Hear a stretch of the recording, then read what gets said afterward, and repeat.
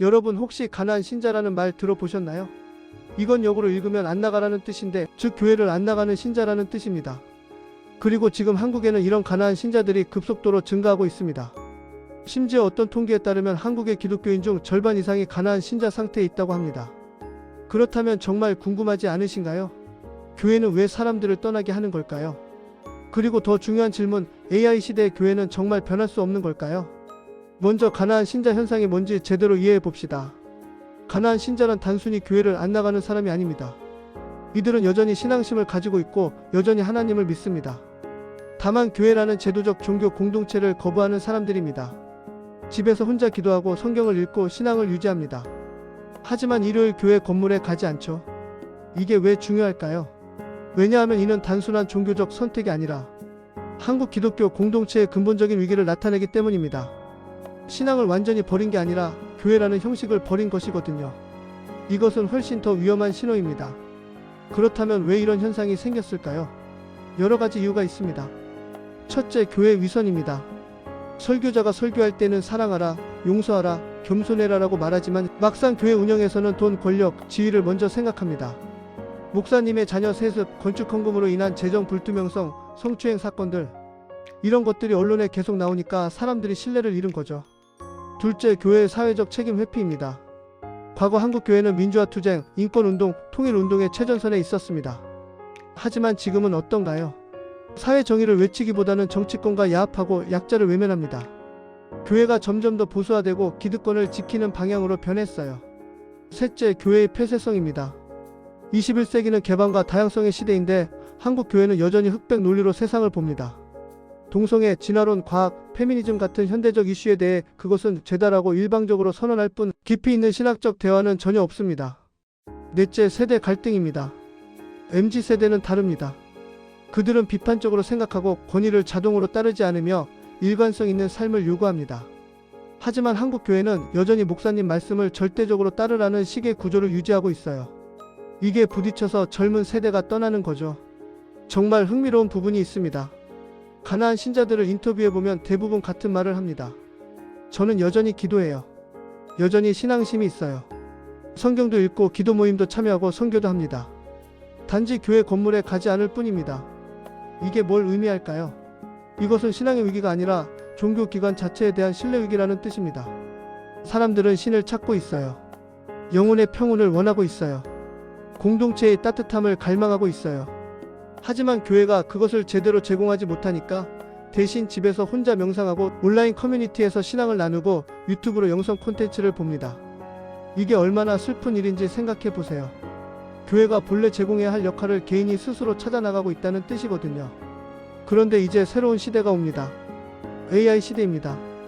2024년 오픈AI의 챗GPT는 전 세계를 놀라게 했어요. 인공지능이 인간처럼 대화하고 생각하고 창작합니다. 구글은 제머나이를 발표했고 메타는 라머를, 중국은 GPT를 자체 개발했습니다. 이제 AI는 우리 삶의 모든 영역에 침투하고 있습니다. 업무, 교육, 엔터테인먼트, 의료, 심지어 법률 상담까지. 그렇다면 종교는 어떻게 될까요? AI도 이 영역에 들어오고 있습니다. 이미 개발 중인 것들을 보면 영적 상담을 제공하는 AI 성경, 해석을 도와주는 AI 명상 가이드를 해주는 AI 심리치료를 진행하는 AI 같은 것들이 빠르게 개발되고 있어요. 그리고 여기서 중요한 질문이 생깁니다. 사람들이 자신의 영혼의 고민을 인공지능에게 상담받는 시대가 올까요? 실은 이미 오고 있습니다. 많은 사람들이 자신의 깊은 고민을 챗GPT에 물어보고 있거든요. 이제 여기서 핵심적인 질문을 해봅시다. 교회가 정말 변해야 할까요? 절대적으로 그렇습니다. 왜냐하면 인간의 본질은 영적인 존재라는 사실은 변하지 않기 때문입니다. AI가 아무리 발전해도 AI는 결국 프로그래밍된 알고리즘일 뿐입니다. 수천 개의 데이터를 학습한 통계적 예측일 뿐입니다. 하지만 인간이 원하는 것은 그게 아닙니다. 인간은 진정한 이해, 따뜻한 손길, 공동체의 사랑을 원합니다. AI가 줄 수 없는 것들이죠. 그렇다면 교회는 지금 무엇을 해야 할까요?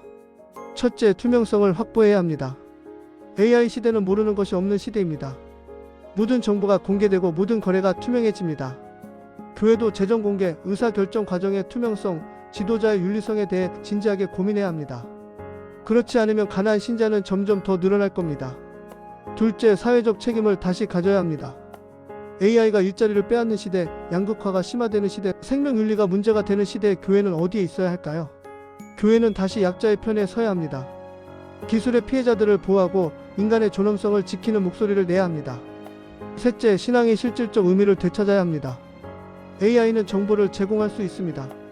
하지만 AI는 공동체 속에서 누군가를 위로할 수 없습니다.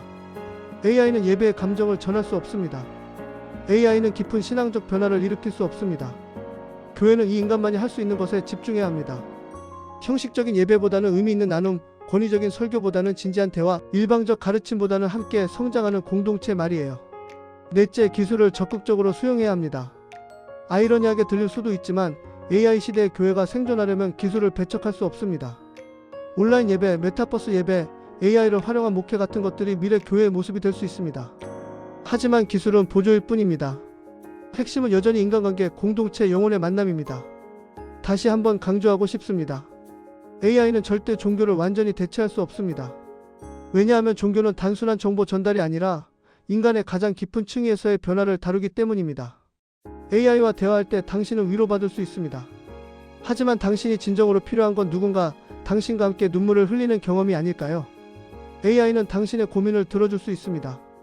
하지만 당신이 정말 필요한 건 누군가 당신을 안아주고 당신은 혼자가 아니야 라고 말해주는 경험이 아닐까요? AI는 성경 지식을 제공할 수 있습니다.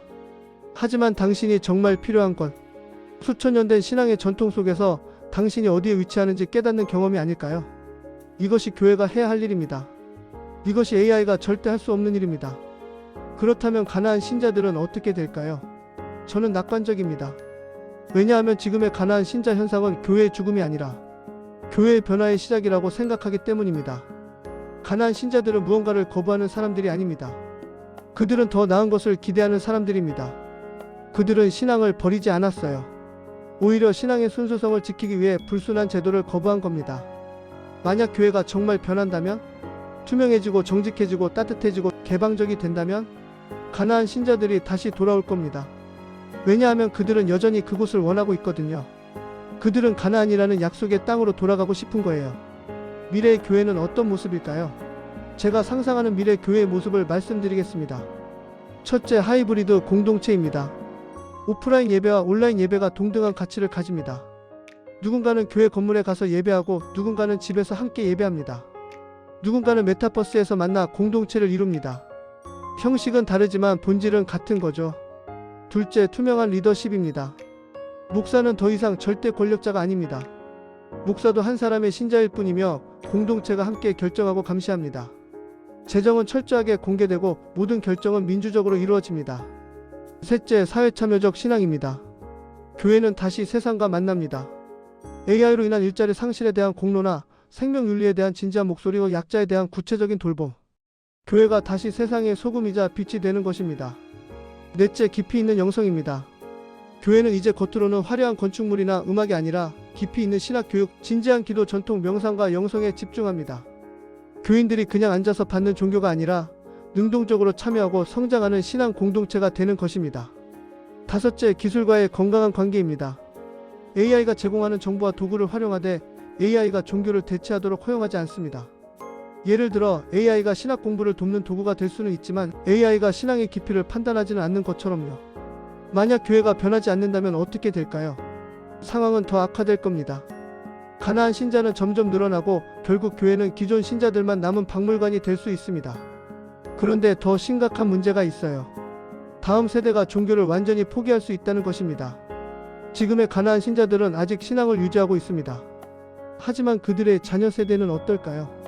부모가 교회에 안 가면서도 신앙을 유지했지만 그 다음 세대는 처음부터 종교와 단절될 수 있다는 뜻입니다. 이미 한국 사회에서는 종교가 없는 사람들의 비율이 계속 증가하고 있습니다. 2000년에는 기독교인이 전체 인구의 약 20%였지만 지금은 10%대로 떨어졌어요. 이 추세가 계속된다면 100년 뒤 한국 기독교는 소수 종교가 될 수도 있다는 뜻입니다. 결론적으로 우리는 지금 아주 중요한 시점에 있습니다. AI 시대는 교회에게 기회자 위협입니다. 위협이 되려면 교회가 계속 변하기를 거부하고 과거에 머물러 있으면 됩니다. 그럼 교회는 점점 더 사람들로부터 멀어질 것입니다. 하지만 기회가 되려면 교회가 지금 변해야 합니다. 투명해지고 겸손해지고 개방적이 되고 기술을 수용하면서도 영혼의 가치를 지켜야 합니다. 가나안 신자들의 증가는 한국 교회에 대한 고발장이 아닙니다. 그것은 우리는 여전히 진정한 공동체를 원하고 있다는 신호입니다.